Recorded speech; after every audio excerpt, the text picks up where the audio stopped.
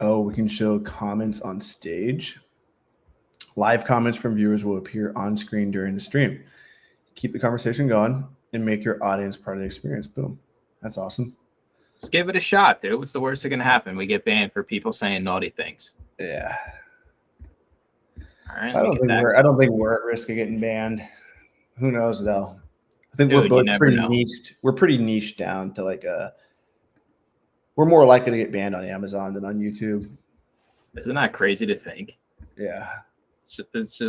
We live in crazy times. But I think when I hear people in Section 3s and things like that, I think the opposite mindset. I think, okay, well, this person, yeah, it sucks they got jammed up if they got like legitimate invoices or whatever, but that's one less person in competition. I know it's just kind of shitty to look at it that way, but I mean, at the end of the day, it also makes complete sense to me too. The more I think about it, I remember 6 years ago, I was at my grandma's house in Illinois, and I was pretty cocky doing like 2,000 in sales a month, used books on Amazon. And I saw Reezy resells go into like clear out like Walmart clearance sections. And so I never really hit retail arbitrage hard ever. I never got lucky on retail arbitrage, but I remember one time we found these supplements at Goodwill and they were like $20 a pop.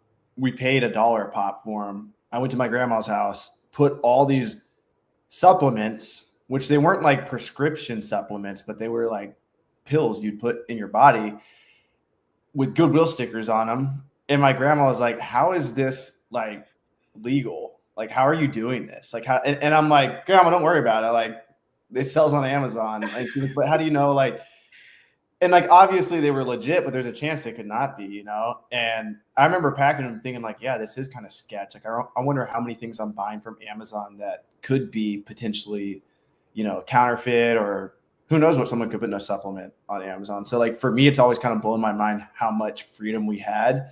And it makes sense now that we're getting some backlash. And now it kind of feels almost like legal to me now. Like, what I've realized more and more with business is like, usually there's a way to get around anything.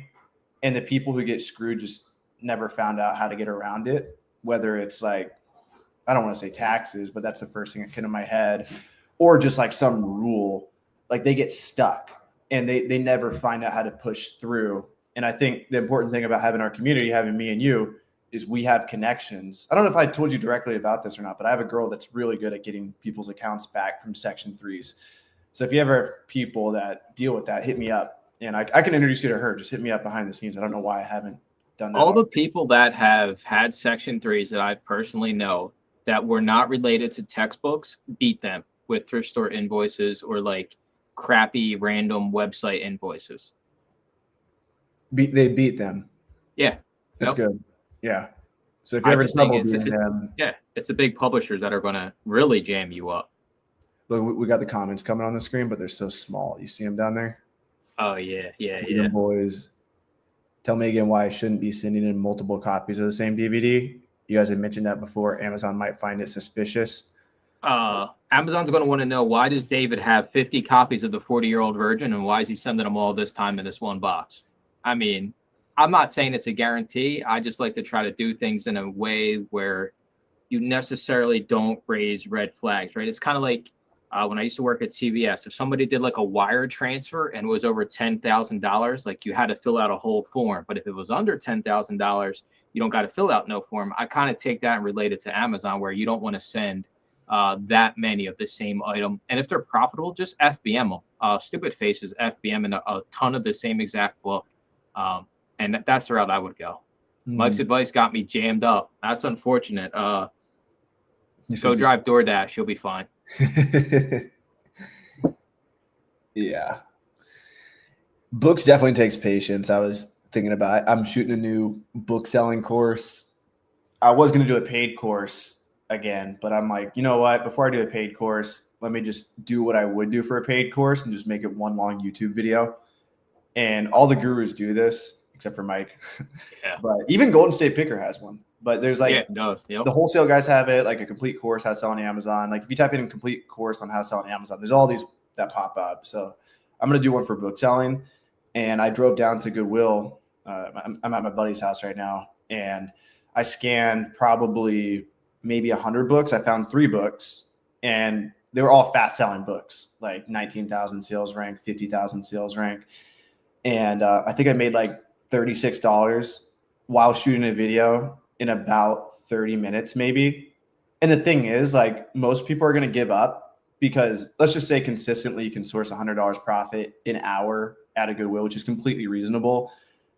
People are going to give up because they're like, I don't see this money in my bank account. They go and they list them on Amazon, and it's going to take a couple months before you really get in the flow of having bank deposits versus your spend on books to be cash flow positive, probably a couple months. But if you stay at it, you're at the position where all of a sudden you're making, $8,000 profit each month, like Mike the Used Book Guy, just going out on weekends sourcing books. And I think a big part of all of this is just the patience it takes to be an entrepreneur, the patience it takes to go out and buy books, send them in.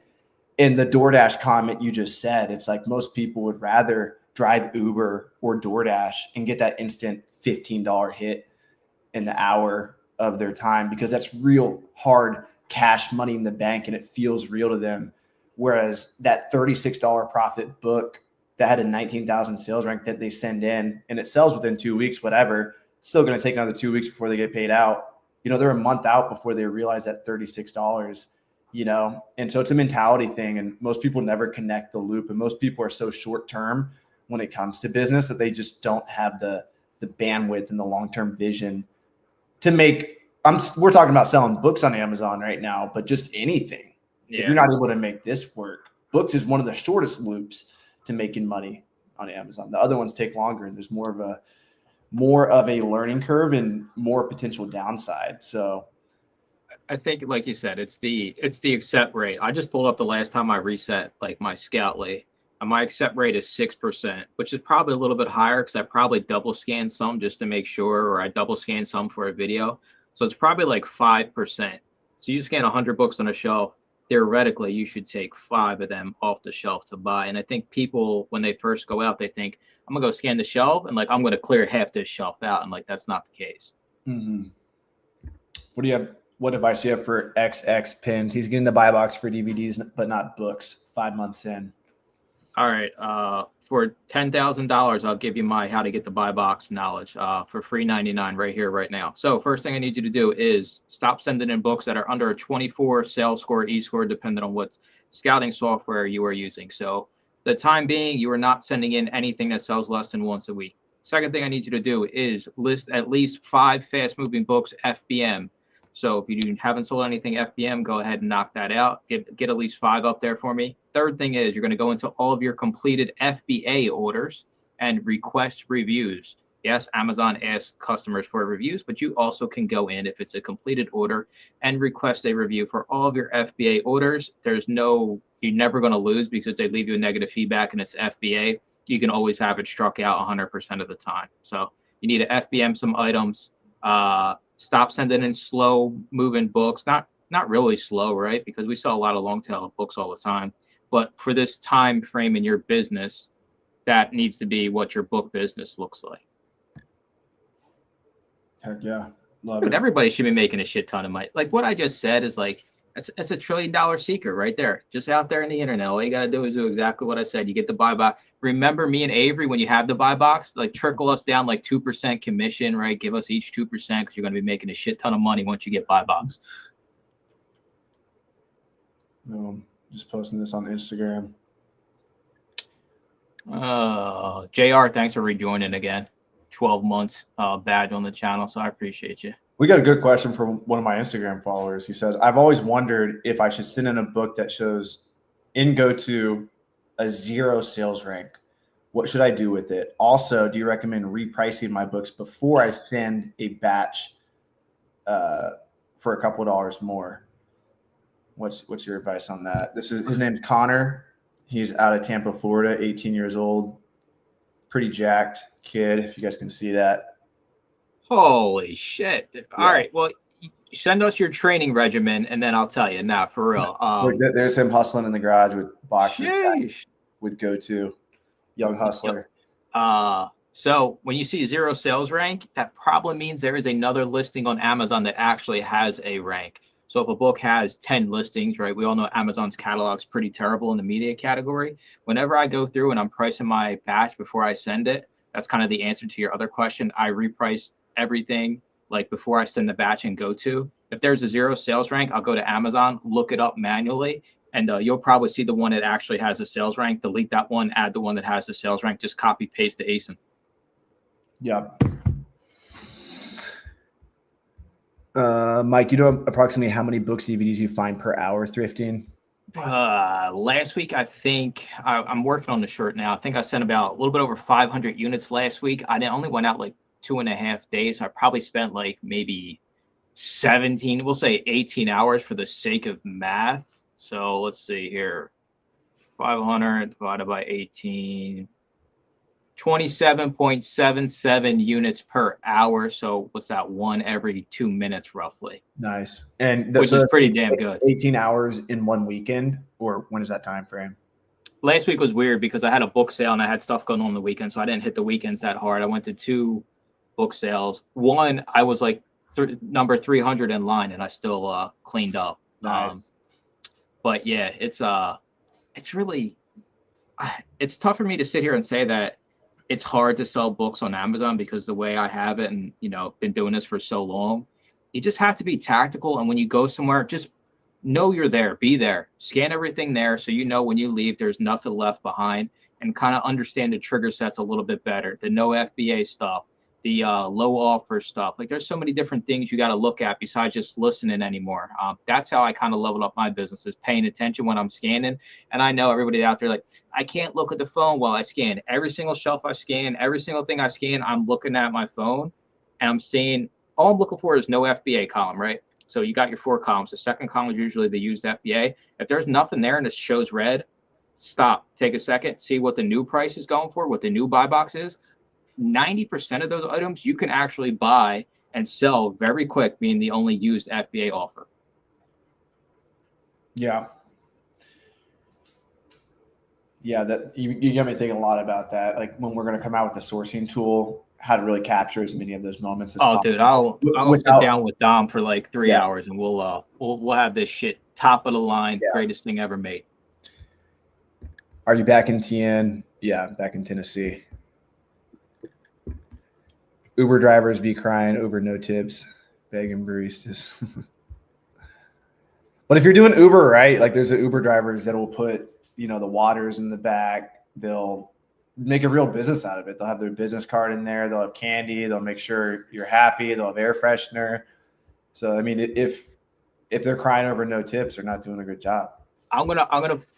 This is breaking news, right? So I got tired of people bitching that they don't have money to grow their business, Avery. So what I did for the past 3 days, I only did 2 days, is I went and I drove DoorDash. How much money do you think I made per hour? When was this? I did some earlier today, and I did some over the weekend for 1 day. Just for the hell of it? Just so the next time somebody says, I got no money, how could I sell books? Did you record it by any chance? Nah, it's just my personal baseball bat for when somebody comes around running their mouth. Yeah, dude, you should have recorded that. I'd say 15 an hour. 23, 25 an hour. Dude, all I do is go in, take my bag, drive it 3 miles down the road, drop it off, take a photo. I'm like, you cannot complain you don't have money to grow your business. Like, yeah, I literally don't know shit about it. I literally loaded it up for the first time. Yeah, and it pops up on the screen how much you're going to make. All right, off we go. Nice. But you got to factor in gas and taxes. And we don't pay taxes, dude. We're resellers. That's the one that gets me the most. Like when I first started selling, let's just say like 10 years ago, I was flipping my textbook. When I first got into reselling, which was like 7 years ago, like the communities and stuff, I read those comments. They're like, what about taxes? Like, yeah, but you're not considering taxes. And I was like, yeah, like you got to pay taxes. Like all these fake gurus are talking about how much profit they're making. If you fucking pay taxes, you made a profit. Yeah. Like you should be wanting to pay taxes. The more you make, the more you pay. That was me last year. I paid the most I ever have in my life. And it's because I made the most money I ever have in my life. Tommy's asking, I know, same. Last year was our best year ever. So fingers crossed we keep going up. Tommy's wanted to ask, were you able to get your Amazon accounts back after being suspended? Some of them I got back, but the bad one that went down that I made a big fuss about on social never came back. I'm actually going to work on that this summer. That's one of my goals, is to dig that up. But that's a crazy story, man. Go watch some of my old videos. But basically, I got a counterfeit test buy of textbooks on 4 different accounts. So I would just keep reopening accounts to run my business, to sell textbooks. And then Amazon saw that as like, hey, you're finagling the system. And they didn't care that I made it right with the brand. And they were like, no, you have multiple accounts. Boom, multiple account policy violation, shut me down. So mine is kind of like, depending on how you look at it, maybe you think I should be suspended forever because I was kind of finagling the system. But I flew out to Seattle. I met with them face to face. I was like, they're surely going to give me my account back if I meet with them face to face. No, that was not the case. They're very tight-lipped, and this is a thing. You have to realize what's going on. If I'm starting a new private label brand right now, I've opened up a couple of trademarks this year, and on the page for creating your brand, they actually are bragging about how many bad actors they've filtered out over the years. So I think it's like, the numbers, like, don't quote me on this, but it's like 655,000 bad actors accounts they've shut down over the last 2 years. So, and what Amazon doesn't realize is they're shutting down a lot of people that should not be shut down. But I think they've actually taken their foot off the gas a little bit when it comes to that. And I was a guinea pig back in the day. I'm the OG account shutdown guy. Thanks for your sacrifice. We appreciate it. Those are the videos that get the most views, man. Amazon Lit. I'm sure you've seen what's happened with them. They're getting the most views. Terrible, crazy. Yeah. So anyway, my first round of stuff definitely had a lot of slow movers, but shocked at some quick movers just hanging in there since January, February. Appreciate the advice. Have done most of that except for FBM items. Hell no, never send 0 sales rank. Do you agree with that? Yeah, because it's not cataloged in Amazon's backend. So it's either listing that somebody created. Oh, but you're an anti-Keepa guy.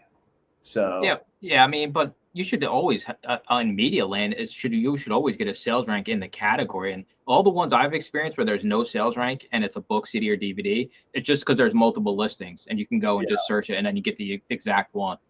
Yeah, there's a few exceptions where like you zoom out to Keepa, like the 10-year, and you see there used to be a sales rank like 5 years ago, but there's not anymore. Like if a book's out of stock long enough, the sales rank goes away. Yeah, I mean, that's like 1 in a million. Yeah. It might be $1 million book, but there was this one bookseller that came to Miami Sellers conference I do down in Miami. You guys should come next year. Go to MiamiSellersConference.com. Actually, go to MiamiSellersConference.com/next year to get the good pricing. And there's this one bookseller. He flew from another country like Serbia or something. And he's like, yeah, I do online arbitrage books. He goes to Keepa Product Finder. He finds all of his books he only finds books out of stock. So his whole thing is he uses Keepa Product Finder to find books that don't have sales rank or very high sales ranks that are out of stock. And then he goes to eBay, buys the book, sells it on Amazon. It makes a lot of sense. Like if a book was selling well on Amazon, but now it's out of stock and the sales rank's high, a lot of people like us who are scanning the book are not going to accept the book just because the sales rank is shit and maybe the price isn't that good because there's no pricing data. And I'm like, oh, Joji and Victor, like that's why you're here. Like, they're here. Who, we had them at the event. They had their little booth and everything. He didn't even know who they were. He didn't know who Joji and Victor were. This guy flew from Europe to come to an Amazon conference that isn't even focused around books.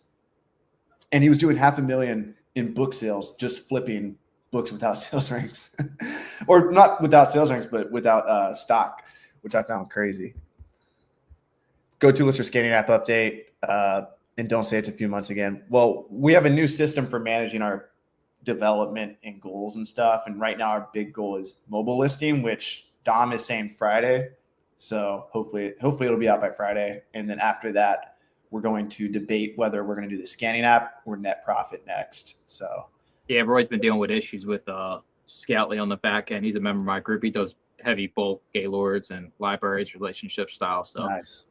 He's ready to jump ship. Heck yeah. Yeah, we're not going to launch the app until Mike says it's good. So we're going to I almost vote on doing that. We might be able to we can't take 2 projects at once. That's my biggest weakness, bro, is like trying to do so many things at once. And even with content, like I'm just niching in on book content right now. You gotta stay focused. Where focus goes, energy flows. That's the key in business. Like if you can just focus on one thing that makes you profit, whether it's library sales, whether it's thrift stores, whether it's whatever it is, like most people just don't have that discipline to niche down. How many books you try to send in at once? However, I mean, it's tough to set a goal, right? Because you go out and you take what the thrift stores and the library sales and the record shops and the pawn shops give you. So set a day. I do Saturdays, my packing day. Everything gets boxed up on Saturday. It could be 300 items. It could be 800 items in a single week. It's just a matter of my sources. Were they good this week? Did I have a bulk pickup? Just there's so many different factors, but don't let things sit for more than 2 weeks. That's another thing with the buy box. If you're trying to get it, make sure you're sending that category item at least in every box you're sending, and you have to be sending consistently. And that's at least 1 box every 2 weeks. And you probably could argue more than that if you're just doing books, because 1 box of books is like 30 books. Yeah. My account is not eligible to sell books. How do I deal with this issue? With a bunch of, I don't want to say Chinese, but they look Chinese letters. It might be. It could be new. It's one of those things when you're brand new, you might have to just verify your account on the back end. I would literally just scan some things with your phone. That might trigger it as well. If not, just reach out to support. He works his ass off. Big props. Probably talking about that Rip Dom kid or Mike. Somebody. Everybody. I keep getting packages returned to my house. I disabled the feature to get. I'm guessing the same unfulfillable inventory 365 days or older. Even though I disabled this setting Friday, when will this end? There's usually like a couple month delay from my experience on removal orders. So just be ready for it. It'll take at least 2 months before those slow down. Can I source from Hong Kong to sell on Amazon, or will problem invoice? Well, you can. Do you mean source as you're living in Hong Kong in America, or items from Hong Kong? Either way, you can do both. I wouldn't recommend books. They're probably fake if they're coming from Asia. But all you need is foreigners can set up businesses in America. So you need to set up a business in America, and just Google how to do it. There's YouTube videos on it. But when it comes to invoices and all that stuff, same exact things Americans have to deal with.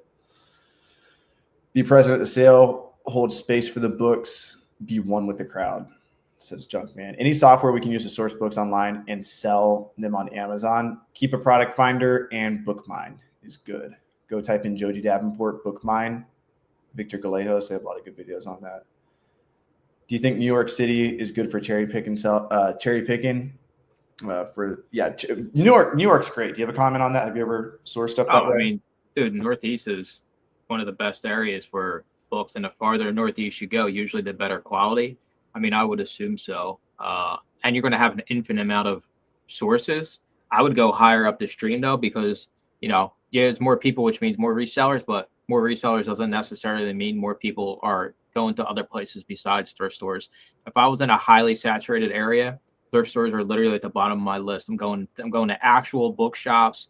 I'm going to, if you're just doing for books, maybe like if you have, I don't know if there's a McKay's or somewhere up there, just try to figure out sources besides the thrift stores, because that's where all the people are going to be. That's where all of your competition is. Start building relationships with the libraries. There's probably 10,000 libraries in NYC alone. It only takes you getting a handful of them as one person. You go once a week, fill up your car, whatever it is, or you get backroom access. That's it. That's all there is to this game anymore. The thrift store model, you can make money doing it. You're just going to need a lot, and you're going to have to realize that's where all your competition is. I want you to kind of go where the better books are, and all that takes is a little bit more effort. That's how you're going to be able to scale this. So scaling it in a thrift store model is so hard anymore because so many people are just going to the thrift store. I went to that library sale, Avery, right? So I got there 30 minutes early. It wasn't a big sale on Book Sale Finder. So I'm thinking maybe it'd be like 30 people, right? 30 minutes early. I get there. I'm like, I'm way back in the line. I go in. straight to the DVDs and CDs, scanned them, spent every dollar I had, left, hit all the thrift stores out in the area because it was like an hour and 15 minutes. I found like 10x what I would have found if I would have tried to fight with all these booksellers at the library sale, just from all the thrift stores in the area. And the prices were even cheaper at the thrift stores. I spent all day out there. I didn't scan one single book at that library sale. I filled up my IKEA bags with DVDs and CDs, paid, hit all the thrifts, and the thrifts were like a mile away. You think like somebody would go hit these things. I didn't see another scanner all day, and there was probably 600 people by the time they started letting people into this library sale. That's crazy. What were they using to scan? Did you see them? Were they using Scoutly, Scout IQ? Everything, dude. There was literally 2 people to every 4-foot section. That's how many resellers was at this book sale. Like, most of their phones, what do they have? Scoutly? Yeah, for most of them, it looked like Scoutly. Yeah. Yeah. But I'll tell you what, I'm leaving with IKEA bags. I'm in and out in like an hour. And when I'm leaving, like, it's looking bleak for some of these booksellers. I hope they got bags filled up somewhere else in the sale because, I mean, it's crazy. If you ever go to a big sale like that and you can sell disc media, I promise you, go to that first. And if you're not buy box eligible, just go for the new ones and just scan the new ones only. Like, I made so much money so fast, and I was 200 in line. I know hell, at that point, there's no chance I'm probably going to get any books because everybody. What's the chance you scan a new DVD or CD? It's profitable, would you say? Ooh, I would say 1 out of every 3. Nice. That's awesome. No FBA is the biggest cheat code. Where is he seeing messages? We see him right here. Minus gas. Damn, we're way back. Yeah, we are. Uber. Dude, I need bullets in my guns for when people talk about they ain't got no money. Yeah. Yeah, you should have done like a little mini vlog. Like that'd be funny. We could even add it as like an interjection here. So whenever people say it, just pop it up. Yeah. $23. Hold my Starbucks drink. I just made $50. Dude, but that's the thing, man. I was thinking about this the other day. Like, a lot of people just don't believe they can make money online. They just don't even think it's like a possibility. Or like they know of it, but like they can't grasp it's real. It's like the stupid influencer program. I made $30 the other day, one day, and I haven't made an Amazon influencer video in like a year and a half. And I still sell stuff every single day. And every single month I get like between 50 and 150 bucks in my bank account. Like, but whoever would think that someone's going to buy a VCR because I'm holding it up saying, yeah, this VCR kicks ass. Yeah, dude, it's crazy the amount of money there is to be made online right now. We had a kid at Miami Sellers Conference made $100K in commission and in commissions, or he took home $100K. I know that much, selling fucking mouth tape on TikTok. You're making videos about mouth tape, why you should tape your mouth shut at night. Now he's 20 years old. Now they pay influencers to promote their product. They pay $50K a month for influencers to promote their damn mouth tape. And these kids are, some of these people watching this live right now, 10 years ago, you were still thinking about making money online. 10 years ago, that kid was 10 years old. Yeah. That's why, like, just immerse yourself in everything, From what I've noticed on Keepa, the sales rank falls off. If the item hasn't sold in 3 years, it could be less, 2 years. Yeah, I mean, it's a few months. It starts to really climb up there. But 3 years is the shortest example I've seen so far. After a few months, no sales. The sales rank gets well above 1 million, which a lot of people would consider bad. I don't see anything on Amazon Lit. What happened? Basically, in a nutshell, their account was shut down the same time I was in Amazon Accelerate with them. So we were in Seattle last year. Their account got shut down, and one of the biggest booksellers got their account shut down. Last year was like the year of account shutdowns. And turns out they were violating the bundling policy, which was within Amazon's terms of service prior years. But Amazon changed the rules and said, hey, you can't take a Yeti mug and a napkin and put it under your own brand. Whereas before you could, which is a hack. That's a hack. And so I think a lot of their catalog went down. Long story short, they have a big warehouse operation, and it was just, it really rocked them. And they decided, hey, we're going to liquidate while we can. We've made good money, and we're just going to focus on software. So that's what they're doing. Out of stock equals no listings. Out of stock just means out of stock.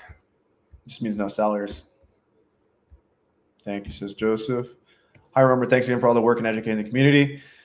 Wondering if you could give the community survey that we're running another shout out. Yeah, if you guys are in the Go-To Lister community, type in, I think Tom is his name. He's got a survey. I'm going to email it out in a few days too, but just to get a pulse on how things are going.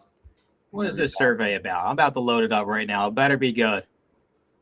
I forgot exactly. I think it's like asking how people are doing. He said he ran it in 2010, like 15 years ago, and they got good results. So reminds me of a Caleb Roth type experiment. I support it. All right, here we go. See you next Miami Sellers Conference. Yeah, if you're in China, man, I would just focus on private label. Thanks so much. I would not recommend someone in Hong Kong try to sell used books from China. I would just go deep on private label. You're already over there. Mike's advice about disc media is why I've been okay not getting that book buy box. Nice. Yeah, that's golden. Dude, no booksellers. They're stuck in their ways. I'm not even kidding. They will never get ungated in CDs and DVDs. I see the same people at the same library sales, and you will make so much more money so much faster and not have to scan a single book at every single library sale. They don't even advertise they have disc media. It'll just say library sale, however many books. I guarantee you they're going to have a DVD and CD collection. Most of the time they're $1 a piece. I can't make this shit up. Go in and you'll thank me later. Yeah, I think it's also just like if you think about selling disc media in 2025, it's like there's no way people buy CDs, DVDs. Like, what are you talking about? Like, just no way. People can't fathom. I can't fathom people buying. So I think books are like, oh, of course, people want a good hard book to read. Like, yeah, people are going to buy this. Books are like 10% of Amazon sales are books. Amazon started with books. Like, it really makes sense to sell books. All of our videos have books in the title, except for yours. You do more media, but not a lot of people aren't talking about it. So it is a big opportunity. The guy from China says, I watched your video this morning.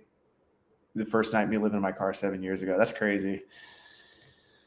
Crazy times. I've thought about re-vlogging that. I've thought about just doing like a week-long road trip, sleeping in my RAV4 now, and taking the DJI with me. And I would make a goal of like posting a video every night, or at least getting it to my video editor, and just see how many books. Like, I'd probably set my threshold to like $20 plus books, maybe drive up to Canada or some shit and just hit up like 200 thrift stores in like a month-long period. I don't know. Like, I feel like it'd be a good vlog. Back then I sucked at vlogging though. I just like talked outside of my car in the desert, and now I can make a much cooler one.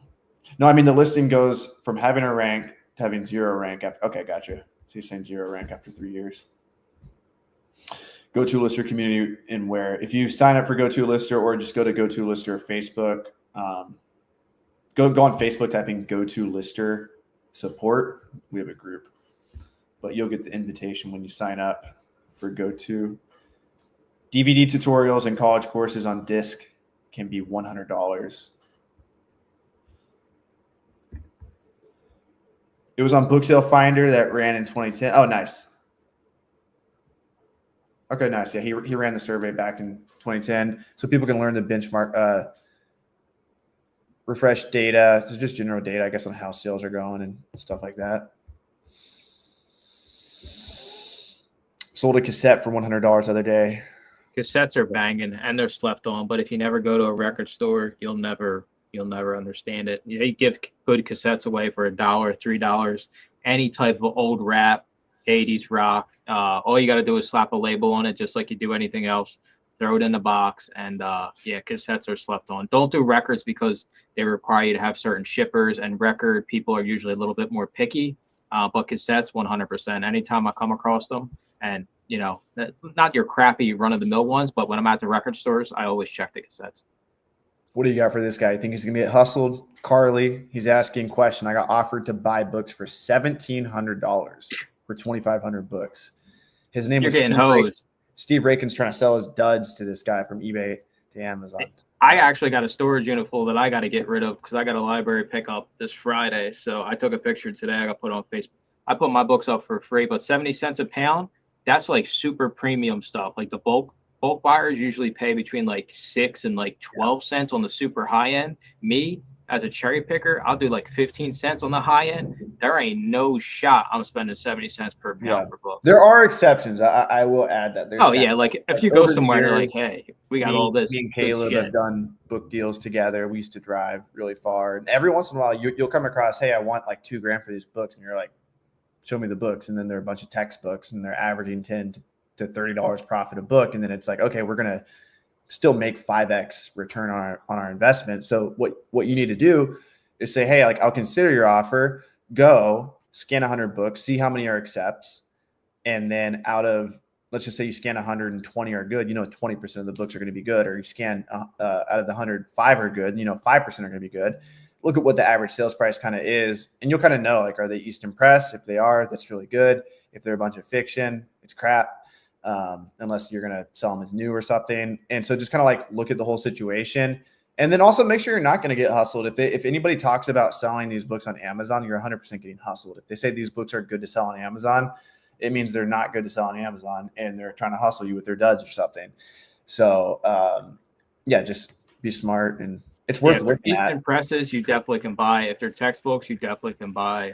Yeah, But and just go look, and maybe you offer 7 cents a pound and say, hey, I'll take everything. I'll take all this off your hands right now. I'll pack up the car. 2,500 books is a lot. And say, hey, this is a lot of work for me. I'll take these at no charge for you. And I'll take all the ones I don't want. Whatever it is. Like, you could also pay a premium per book. So you could say, hey, I'll pay you $2 per book I want, or I'll pay you $3 per book I want. And then set your triggers right to where you're making $6 profit minimum. And then, buy 100 books for $3 and they'll be happy with the $300 they're going to make. And then maybe by then they're like, well, you can actually take the rest. I don't want them, it might be mean of me or rude of me, but whenever I see somebody posted on like Facebook, like selling my Amazon book inventory, I'm like, nobody better buy this shit. Like if they already got it listed at Amazon and it ain't selling, then sure, there's a chance they don't know what the hell they're doing. But like, do not mess around with that. This shit is everywhere. Like, why are we trying to hack it and just get the shit to automatically? We think, oh, this is a great deal. I will never buy off another Amazon seller. I don't care who it is. Stupid Face says, when is go-to list you're going to get a Discord? I can get a Discord popping for you guys. I just think most of our users are old timers. Have either of you changed your mind on eScore? I know some influencers think it's a shame. I can tell you sales score was wrong for me the other day. I'm reshooting this course right now, and I was breaking down the difference between sales rank, sales score, and eScore. And sales score was not correct. And apparently eScore is even more inaccurate, but all of these demand metrics is what I call them. Sales rank is a demand metric. eScore is a demand metric. Sales score and eScore are theoretically the same thing, but they are different. Like somehow they get different numbers for them. But these are all just trying to like point you in the right direction to make a decision. And if you're getting like screwed over by the app, if you're getting screwed over by the app for accidentally purchasing books with the eScore of 6, when in reality it didn't sell at all, and the sales rank was 1.5 million, like if you're just loading up your inventory with too many of those books, like I appreciate eScore, I appreciate sales score to kind of guide me in the right direction, but I'm not going to. I'm using all the information I get. That's kind of my long-winded answer for that. But what's your opinion? Do you have any more? No, you're right. It's guidance. It's not the holy scripture. At the end of the day, I see it all the time. I'll scan like a DVD or even a book, and the rank is like under 50K, and like the e-score, or in my case, the sales score will be like 10, and like there's no way that something ranked that low. The sales score is 10. So if you do feel like you're getting hosed with the sales scores or e-scores, just kind of build a trigger set based off of rank. Keep that in place, but kind of correlate, because you kind of can correlate almost the sales rank of an item compared to what the sales score or e-score should be. But yeah, nothing's ever going to be 100%, because you got to pull the data from Amazon. Shit's always changing. They're probably not giving you fresh data. So I can't even imagine. Yeah. Yeah, I know Peter Valley shits on eScore, but I think he's being a little bit dramatic with it because of his beef with Caleb or his past beef with Caleb. Hopefully they'll smash the beef at one of these events. If it's a collection, maybe it's worth, but just random books, not the 1750. Yeah, it all just depends on what books are we talking about? Carter Maxwell in the house was good. If you guys need a VA, go check out Carter Maxwell on Instagram, and he'll help you get one. Just got into the used book game early last month. Don't lie to us. You got a YouTube video of you in the used book game with what's that guy's name? The Wolf kid, Financial Wolf. Yeah. Financial Wolf. That's one of the best book selling videos that's out there. 90K views or whatever. We'll provide a more in-depth update after this upcoming textbook season, July, August, September. Nice. No question there, but good luck, Carter. Carter hit me up with a picture of Nathan Gardner's nipple on the yacht in Miami and me lifting up his shirt, showcasing his nipple to everyone. So I just reposted it on the Miami Sellers Conference page.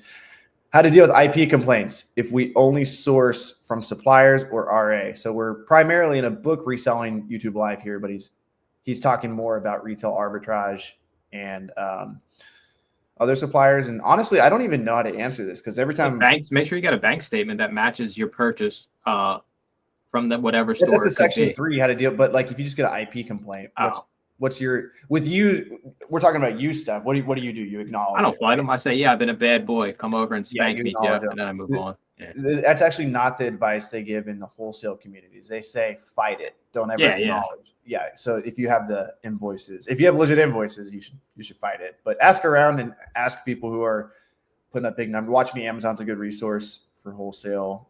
Amazon Lit, those guys. Thanks for your advice, says Carly. Thanks a lot. Chicken soup for the soul.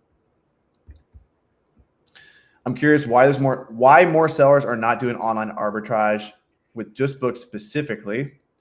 Carter was talking, just for context, he was talking with the BookMind people at Miami Sellers Conference. I think he's a little fired up with the potential return on investment that books offer over traditional online arbitrage. Why do you think this category is less attractive to the online arbitrage? I think the online arbitrage group is a completely different group of people. I think people attracted to online arbitrage generally have messed around with selling shoes, or they're just like a different type of person than book people. Like they're very different.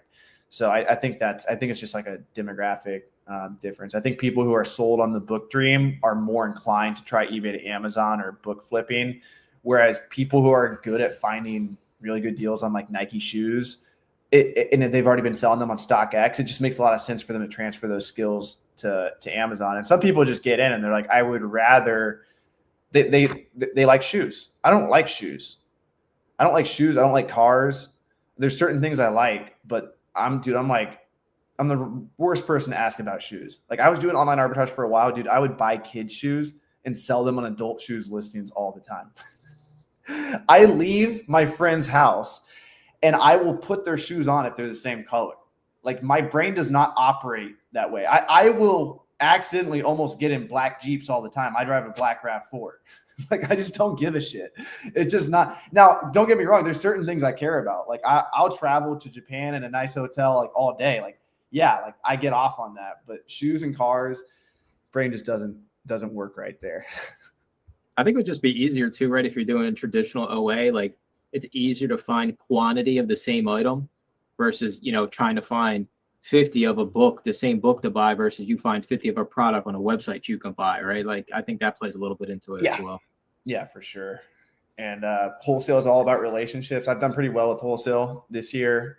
But I think I'm pretty good at like talking to people, getting deals, stuff like that. I don't think my skill set is online arbitrage, which I did try. I gave it a solid 6 months and I was actually profitable with it, but you got to find what you're good at, and even in the book game, like you're going to like relationships are what's going to make you the most money in this. Everyone I know who's making a lot of money has built some sort of brand where they have really good relationships. And then also like systems and just thinking at scale in business is going to help you a lot too. So you got to go after the business model that is best fit for you. How much different is FBA than FBM? With FBA, you're packing items in boxes, shipping them to Amazon. Amazon does all the work, handles customer service. FBM, you're shipping from your house. Generally, you can't sell items for as much FBM as FBA. So right now, FBA is like, I feel like it's a hack in the system. Like who knows how long it's gonna be around for. I think we should all take advantage of it and let Amazon do the dirty work. Even with the expensive fees and everything, it's still a great deal to be able to pack items in a box, ship them out once a week, have Amazon literally run your operation for you. All you need to do is watch a Mike Hughes Book Guide video on how to reprice, set that repricer, have your books automatically reprice up and down, and you're good. You know, Tommy, what tape? It's called Snore. What tape that they killer? Oh, I thought you were talking about the mouth tape. Tommy's talking about something else. Smash that beef. Is that a grappling term? I don't think so. I do watch a lot of UFC though.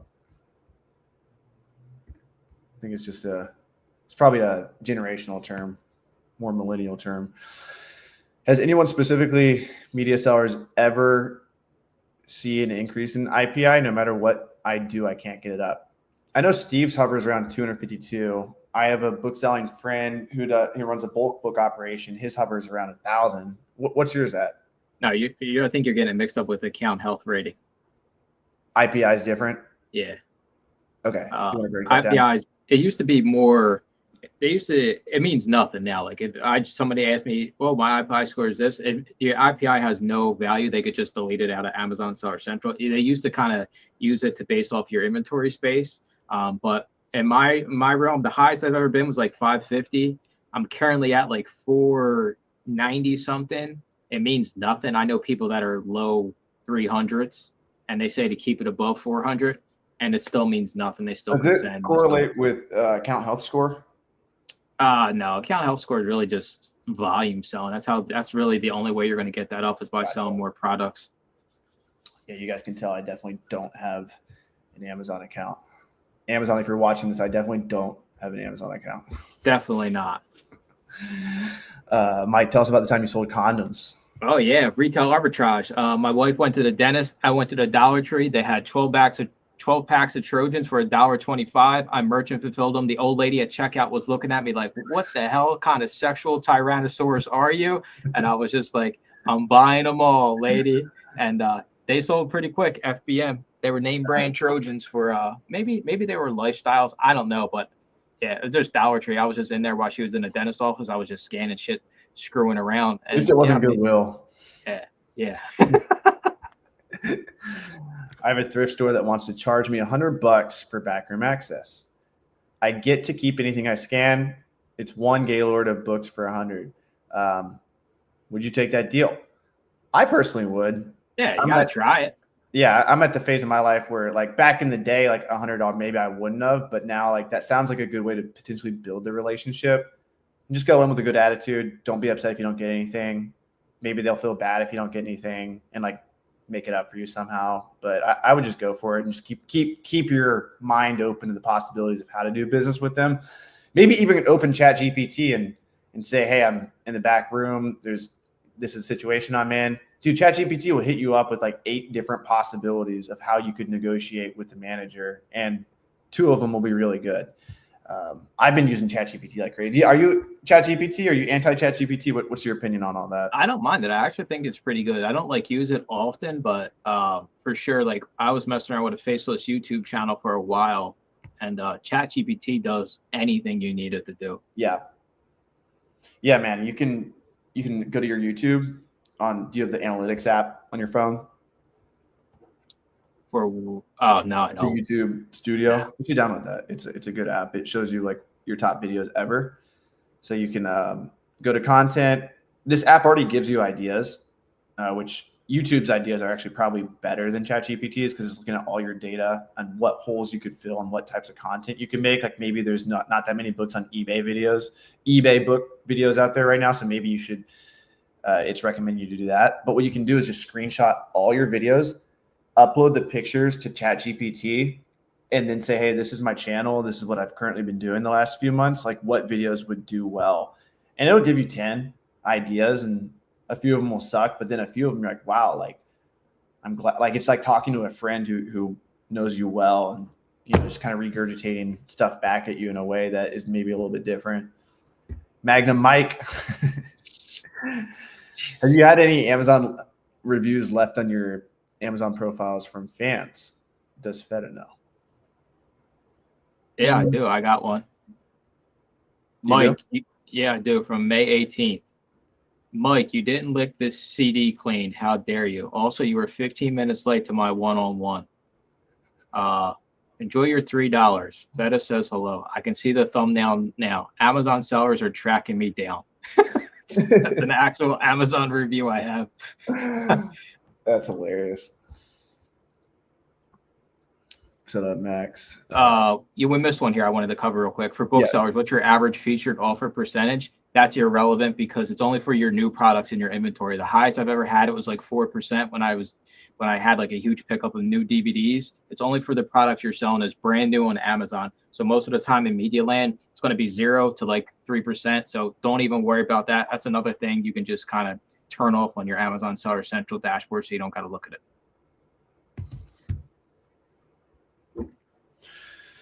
Soon, guys, scan a bookshelf in an antique store, ask ChatGPT to find any books of value. It found them a $100 book. Huh. Interesting. It's coming, dude. They're working on the AI where you can just upload the pictures, take a photo of the bookshelf, and it just scans everything out for you and tell you what things are worth. That's gonna be sick. It'd be really cool if it could like give you the picture back and then pinpoint where they are instead of just giving you a list of the books. Even then, people are still going to be too lazy and too impatient. Yeah, that's a fact. You literally give them the game, and they're still going to be like, "No." It's like, let's get Dom and the other GoToLister developer in your Discord and make a new. Just add me in there, bro. Like, if you want. You can just send me whatever your Discord info is on Instagram, and I'll send you the invite to the server. Cool. Yeah. I think that'd be better. You can't see the thing with Discords when they're open to public, like people get in there and then all of a sudden you got these trolls that are posting all types of porn and whatnot. Discord's harder to monitor that type of stuff versus Facebook.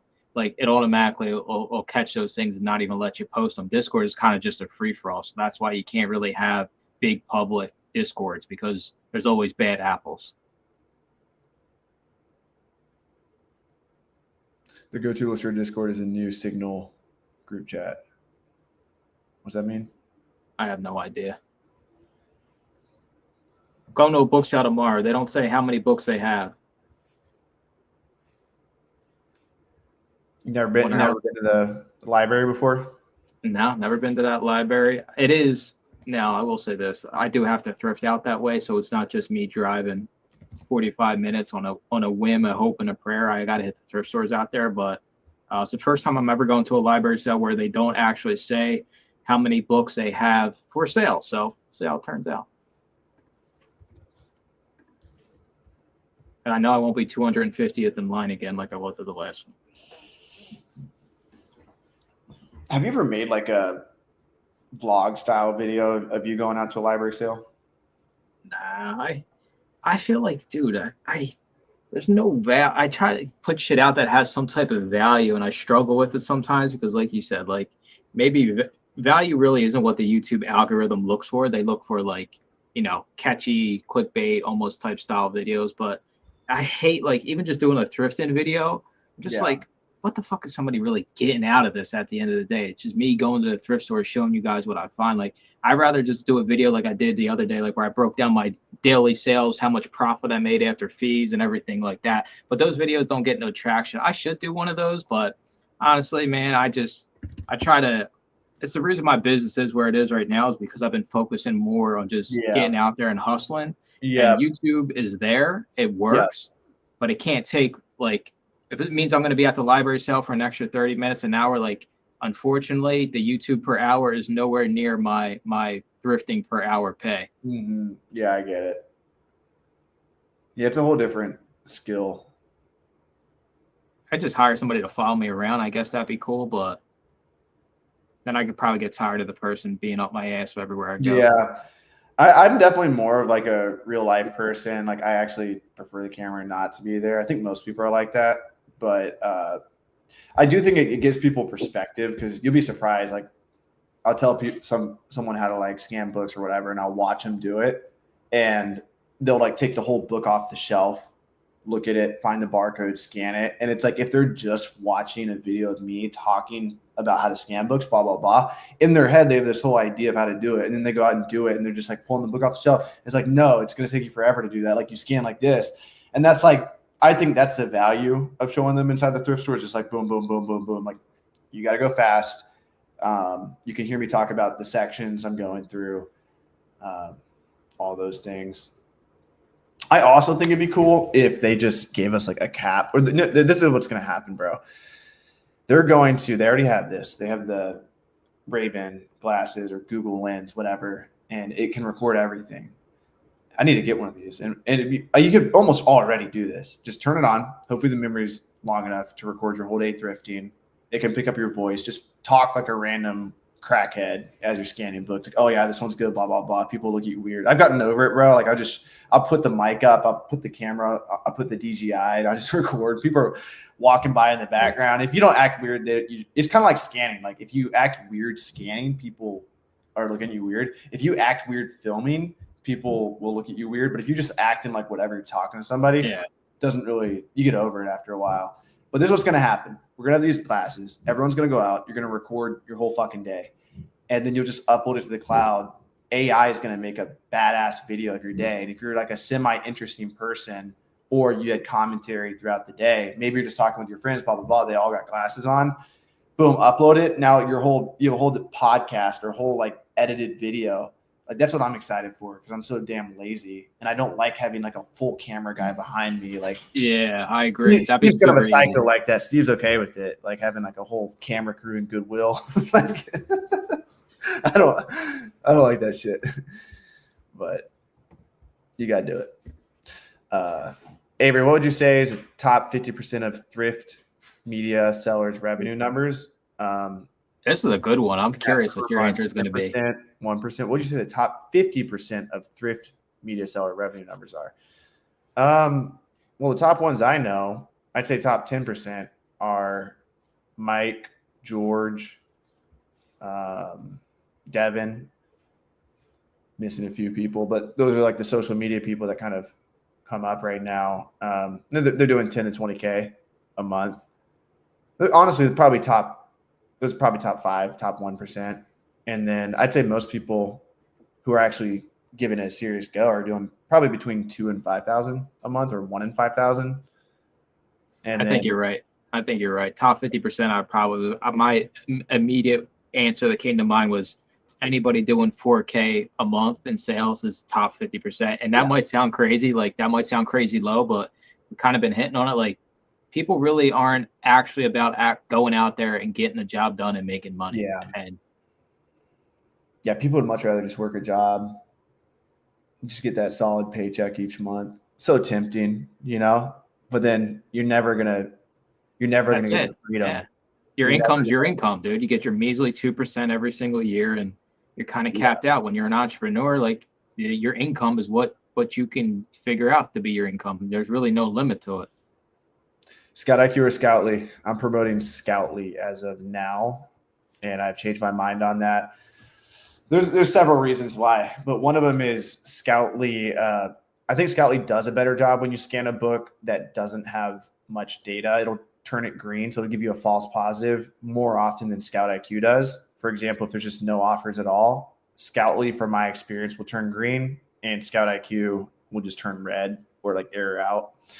Also, I always promoted Scout IQ because my boy Caleb founded it, started it. They made eScore. They innovated the market. Now he's been out of the game for several years now.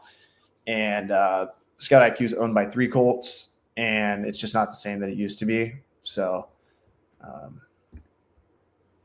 shout out to 3 Colts team. What's his name? Can't think of the CEO, but he's putting in work. He did a little Top Golf meetup. Bill Martling took a selfie with him, posted it on Instagram.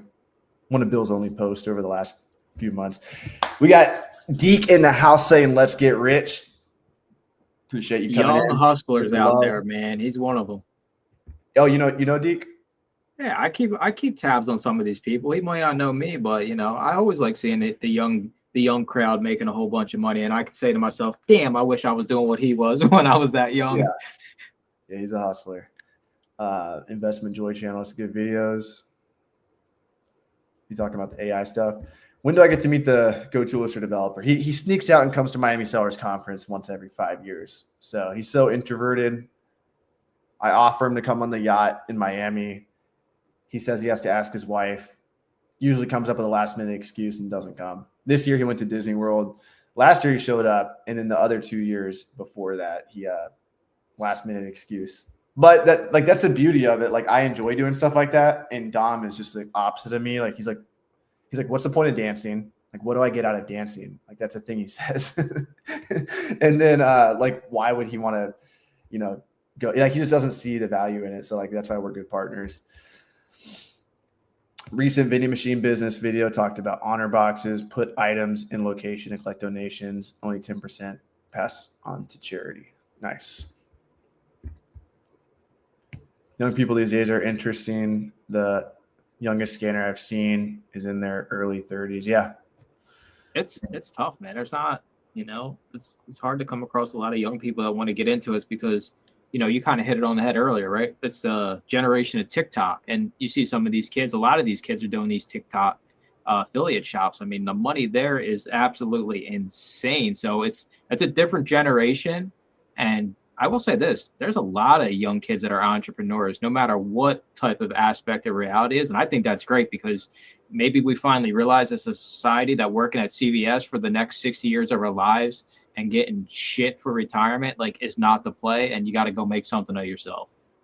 Yep. Got Carter Maxwell in here asking about Books and Beyond. Am I co-owner? Yes, I am. I started, Joji and Victor started this event. And me and Steve, all four of us, they came to Miami Sellers Conference like, hey, let's do something like this just for booksellers. So I'd say this is like the baby of Miami Sellers Conference, but it's only for booksellers. And hopefully we'll have 150 people this year, 200 people. If you guys go to booksandbeyondcon.com, you can get your tickets at the cheapest price. I recommend getting that VIP package. That way you can come to the after party. Most of the value of these events is networking with people. And these events have literally made my business what it is. Like paying to go to these events back in the day. Scout IQ used to put them on, Caleb Roth. And Mike's not as big of a believer in these. He's not a believer in these at all. But for me, literally, I could sit you down and line by line show you each relationship that is making me all the money in my business now. Done over 200,000 profit this year. It's fucking crazy. And this is me coming from living in my car years ago, just doing this thing on the side. Paid to go to my first conference, living in my car in California. Went to a conference just for booksellers hosted by the Acceleralist guys, whatever. And fast forward 6 years, most of my relationships either came from their conferences, social media networking, or my conferences. So I'm a big believer in your network. I agree. I agree with networking and having people in your corner. The only reason I kind of skip the parade is I literally have almost weekly Zoom calls where I sit down with people in the space and talk about it. Like, so you're doing it. I got a digital conference almost every other weekend. So like, it's not as appealing to me, but 100% it's definitely worth going and just meeting and wrestling Avery to the ground and that type of shit. One of these days.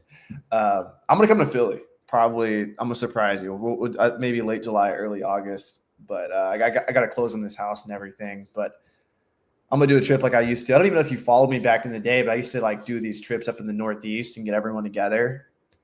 Do you remember that, or were you not? Nah. This was back 2019. Was that before you were really getting into it? It's probably right around the time. Yeah.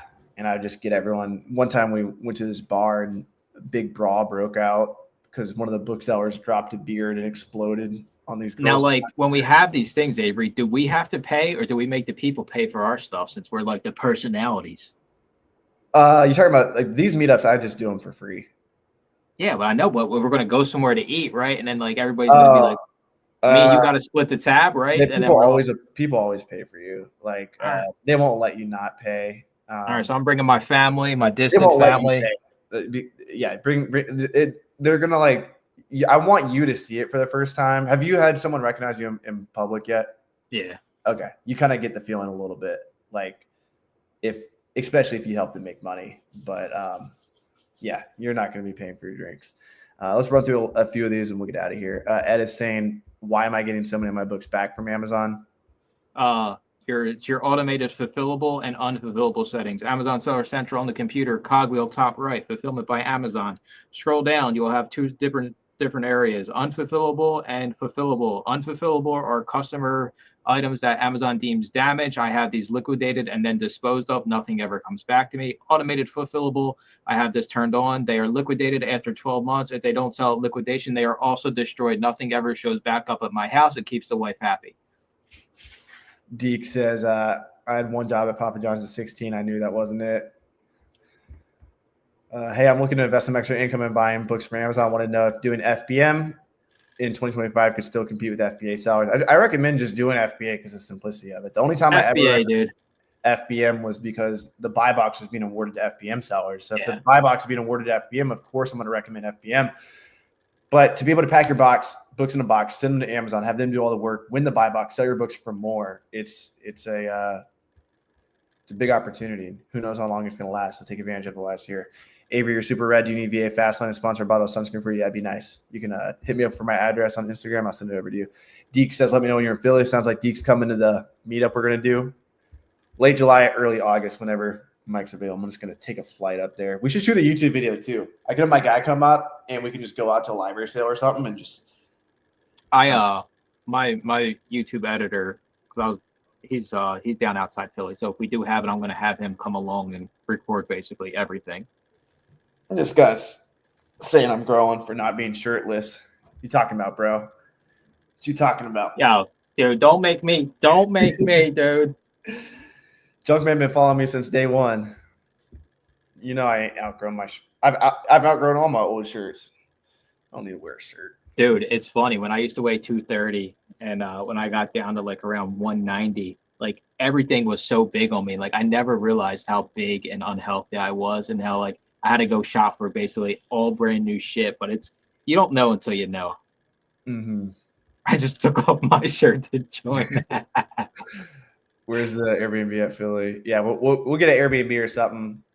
That'll be on me. As long as you guys cover Mike's Pizza and Mike's Drinks and his family. And then my cats.